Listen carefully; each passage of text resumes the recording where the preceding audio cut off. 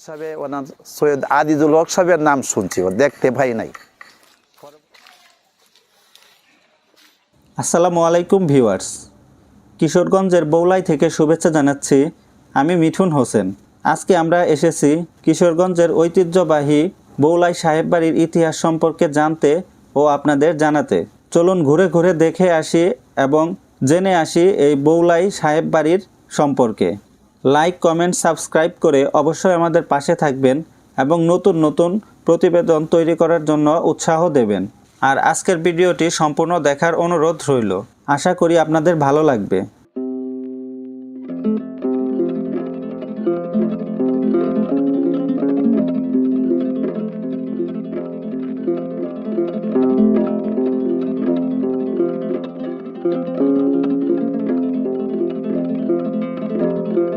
বৌলাই সাহেব বাড়িটি কিশোরগঞ্জ জেলার করিমগঞ্জ উপজেলার বৌলা ইউনিয়নে অবস্থিত। চলুন জেনে আসি এই সাহেব বাড়ির ইতিহাস। এই জমিদার বাড়িটির ইতিহাস কিশোরগঞ্জের ইতিহাসের এক গৌরবময় অধ্যায়। সাহেব বাড়ির সাহেবেরা অতীতেও মানুষদের সাহায্য সহযোগিতা করেছেন, এখনও করছেন। বহু সম্পত্তি মসজিদ, মাদ্রাসা, কবরস্থান ও স্কুল কলেজের জন্য দান করেছে। সাহেব বাড়ির পাশেই সাহেব বাড়ি জামে মসজিদের ইমাম সাহেবের মুখে শুনলাম সাহেব বাড়ির বর্তমান বংশধরদের একজন সৈয়দ আমিনুল হক সাহেব 5 কোটি টাকা বৌলাই স্কুলের ট্রাস্টে দান করেছে। এই টাকা লাভ হতে ফাইনাল পরীক্ষাতে 1 থেকে 10 রুল অধিকারী প্রত্যেক শ্রেণীর এমন 10 জনকে দেওয়া হয় এই 2000 টাকা করে বৃত্তি। কিশোরগঞ্জের তথা বাংলাদেশের আর কোথাও এমন নিয়মের কথা শুনিনি। এই জমিদার বাড়িটির ইতিহাস পড়ে জানা যায় বৌলাই সাহেব বাড়িটি মূলত বাগদাদ থেকে আগত সুবে বাংলা তার পূর্বপুরুষ আনুমানিক 1625 খ্রিস্টাব্দে বাদশাহ জাহাঙ্গীরের আমলে দিল্লি হয়ে এই সুবে বাংলায় আগমন করেন।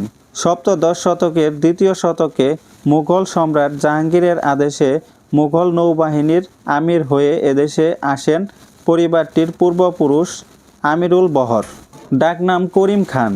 তখন বাংলাদেশের পর্তুগিজ জলদস্যুদের অনাচার কিছু কিছু শুরু হয়েছে।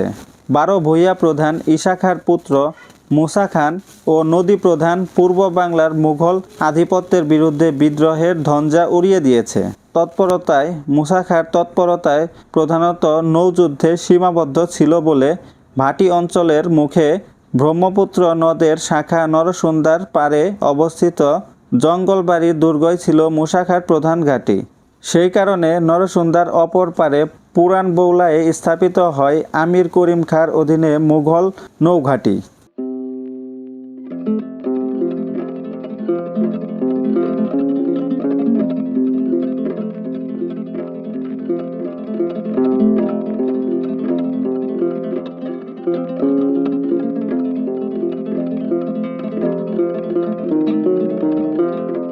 আমলে সদর থানাধীন বৌলাই ইউনিয়নের বৌলাই সাহেব বাড়ির অবস্থান কালের অবর্তমানে বিখ্যাত।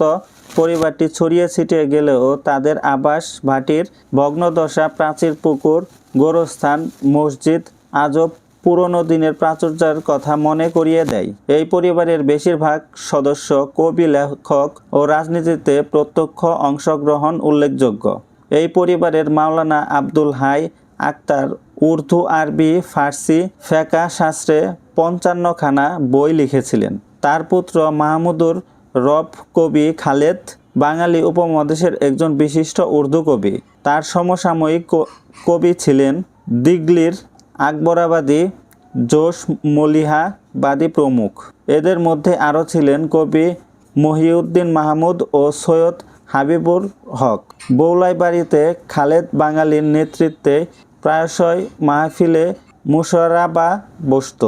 বৌলাই বাড়ির আরেকজন খ্যাতিমান সদস্য হলেন কবি মনির উদ্দিন ইউসুফ, যিনি ইরানের মহাকবি ফেরদৌসির মহাকাব্য শাহনামার কাব্যটির ফরাসি থেকে বাংলায় অনুবাদ করেন। তাছাড়া তিনি আরও অনেক বই লিখেছেন।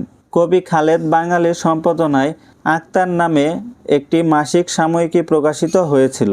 কবি খালেদ বাঙালির একমাত্র পুরুষ। জাহিদ সিদ্দিকী স্বাধীন বাংলা বেতার কেন্দ্রের একজন উর্দু সংবাদ পাঠক ও ভূমিকা পালন করেছেন। এই পরিবারে মুক্তিযুদ্ধে অংশগ্রহণকারী অন্যান্যদের মধ্যে নাজির কবির ও ইফতেখার আহমেদ খসরু অন্যতম। শাহনামার অনুবাদক কবি মনিরুদ্দিন ইউসুফ, তিনিও মুক্তিযুদ্ধে বিশেষ অবদান রেখেছেন। এখনও ডিরেক্টর, কর্নেল এমন অনেক গুরুত্বপূর্ণ পদে কর্মরত আছে এই সাহেব বাড়ির সন্তানেরা।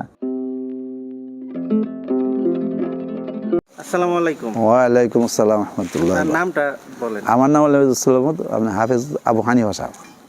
একটু জোরে বলুন। আমার নাম হলো আবু হানিফা সাহেব, মসজিদের ইমাম। এই বাড়ি সম্পর্কে আপনি কি জানেন? আমি এই বাড়ির সম্পর্কে একটা বইয়ের মধ্যে 400 বছর আগের ঘটনা হইলো এই বাড়ি স্থাপিত। 400 বছরের আগে হলো এই বাড়ি স্থাপিত। এরপরে আমি আয়াদাটা ফাইলাম ইমাম হিসাবে ওনার সৈয়দ আদিদুল হক সাহেবের নাম শুনছি, ও দেখতে ভাই নাই। পরবর্তী ওনার ছেলেরা ছিল হাইবুল হক, সিরাজুল হক, আরও অনেকের নাম ছিল, যে পিকিতে সবার নাম আমার জানা নাই। তা অহন বর্তমানে হাইবুল হক সাহেবের ছেলেরা আছে সৈয়দ আমিনুল হক, উনি নাই মিথ। অহন বর্তমানে আছে সৈয়দ আনিসুল হক সাহেব। ওনারা হলো ভাই বোন 8-9 জন আছে। হ্যাঁ, তাই আমেরিকা থাকে। আর ওনার এক বোন ছিল প্রধানমন্ত্রীর কার্যালয়ের ডিজি, তার নাম হলো সৈয়দ দিনা হক। এই হলো বাড়ির ইতিহাস আমি যতটুকু জানি। অহন বর্তমানে এরা সৈয়দ আনিসুল হক সাহেবের দায়িত্বে এই বাড়ি পরিচালনা হইতেছে, অতটুকু জানি। ওনার সাথে আবার ইতনার দেওয়ান সাহেবের সম্পর্ক ছিল এবং হবিয়তনগরের সাইবারা ওনার সাথে সম্পর্ক ছিল, আমি অতটুকুই জানি সীমানা।